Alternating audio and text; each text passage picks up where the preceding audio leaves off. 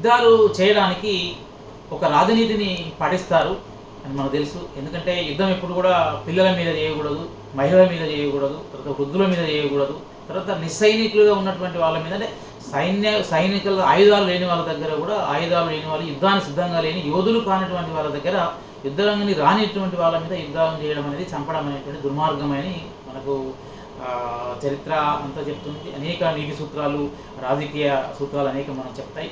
కానీ ఇక్కడ America, Israel కలిసి ఇరాన్ మీద చేస్తున్న దాడిలో అమెరికా వాళ్ళు, ఇజ్రాయెల్ వాళ్ళు ప్రపంచంలోనే అత్యధిక సంపద కలిగిన దేశాలు, అత్యధికమైన టెక్నాలజీ కలిగిన దేశాలు, వాళ్ళే యుద్ధంలో ఉన్నటువంటి నీతిని మొత్తం తప్పి ప్రవర్తిస్తున్నట్టుగా ముందే వాళ్ళు యుద్ధం చేయడానికి చెప్పినటువంటి మాటలు అవే తప్పు మొదలు.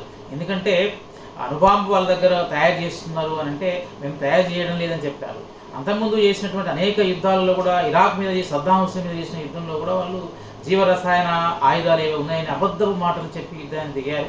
అయితే ప్రస్తుతము ఇరాన్ మీద దాడి చేస్తున్న విషయంలో వీళ్ళ దుర్మార్గం మనకు స్పష్టంగా కనిపిస్తుంది. ఏంటంటే దాదాపు పడవల్లో ప్రయాణిస్తున్న పడవలను, ఇరాన్కు సంబంధించిన పడవలను 46 పడవలను వాళ్ళు నీళ్ళలో ముంచేశారు.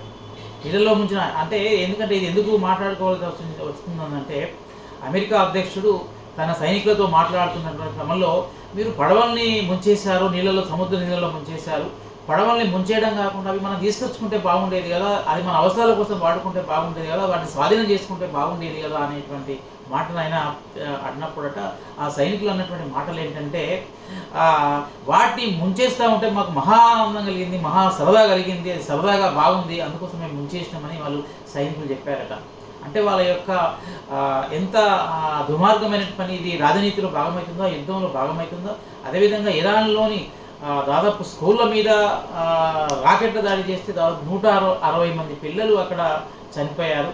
అదేవిధంగా భారతదేశానికి సైనిక విన్యాసాల కోసం గత 2-3 నెలల క్రితం భారతదేశానికి వచ్చినటువంటి ఒక నావ మీద వాళ్ళు తిరిగి యుద్ధ క్రమంలో తిరిగి వెళ్తున్నటువంటి క్రమంలో వాళ్ళు సైనికులుగా వెళ్తున్నటువంటి, అంటే యుద్ధం చేయడానికి వాళ్ళు దేశానికి వెళ్తున్న క్రమంలో అట్లాంటి దేశంలో అట్లాంటి పడవలు 80 మంది ఉంటే 80 మంది పడవని కూడా వాళ్ళు ముంచేశారు, చంపేశారు. దీన్ని శ్రీలంక వాళ్ళు ఆదుకునేటువంటి ప్రయత్నం చేశారు. కొంతమంది బతికించారట కూడా, ఇంకొంతమంది శ్రీలంకలో హాస్పిటల్లో ఉన్నారట కూడా. ఈ విధంగా యుద్ధం అనేటువంటిది నీతి బాహ్యమైన యుద్ధంగా అమెరికా చేస్తూ వస్తున్నది. ఈ యుద్ధం వల్ల మరి అమెరికా ప్రయోజనం అందుతుందా, ఇంకెవరు ప్రయోజనం అందుతారా అనేటువంటి విషయాలు కనుక చూసినట్లయితే, ఇదివరకు చేసిన యుద్ధాలలో చాలామందిని చంపడమే తప్ప వాళ్ళు చెప్పినటువంటి ప్రజాస్వామ్యాన్ని నిలబెట్టే క్రమం, ఆఫ్ఘనిస్తాన్లో దాదాపు 10 సంవత్సరాల పైగా వాళ్ళు ఆఫ్ఘనిస్తాన్లో ఉన్నారు. ఆఫ్ఘనిస్తాన్లో మరి వాళ్ళు ప్రజాస్వామ్యాన్ని నెలకొల్పలేకపోయారు కదా.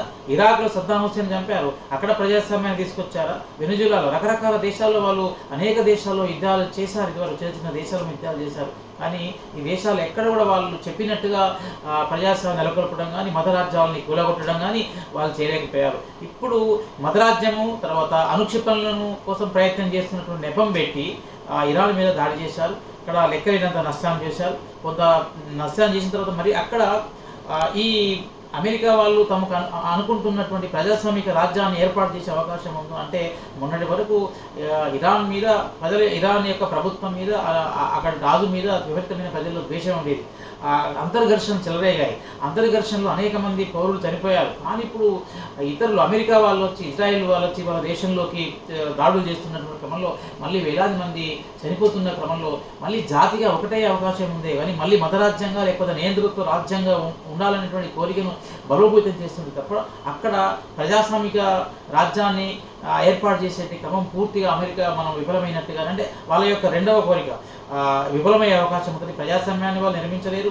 ఆయిల్ను పొందడంలో కూడా వాళ్ళు తీవ్రమైనటువంటి అనవసర యుద్ధంగానే మారిపోయే అవకాశం ఉంది తప్ప వాళ్ళకి ఏమాత్రం ప్రయోజనం ఇవ్వని అమెరికా ప్రజలను నమ్మించి మన దేశం కోసం మనం యుద్ధం చేయాలనేటువంటి, మన దేశం యొక్క సంపదను పెంచుకున్నటువంటి క్రమంలో ప్రజలకు చెప్తూ వాళ్ళ ప్రజలను కూడా వాళ్ళు మోసం చేసేటువంటి స్థితి యుద్ధంలో కనబడుతున్నది. కాబట్టి ఈ రాజ్యాలు చేస్తున్నటువంటి సామ్రాజ్యవాదం పేరు మీద వాళ్ళ రకరకాల పేరుతో చేస్తున్నటువంటి యుద్ధాలన్నింటినీ కూడా ప్రజలందరూ ముక్త కంఠంతో ఖండిస్తేనే మంచిదని మనం గుర్తించాలి. ఇట్లాంటి అనైతిక యుద్ధాలు, హృదయ లేమితో కూడుకున్న యుద్ధాలను పూర్తిగా నిర్బంధంగా ప్రజలు తిరస్కరించాలి, ఖండించాలి.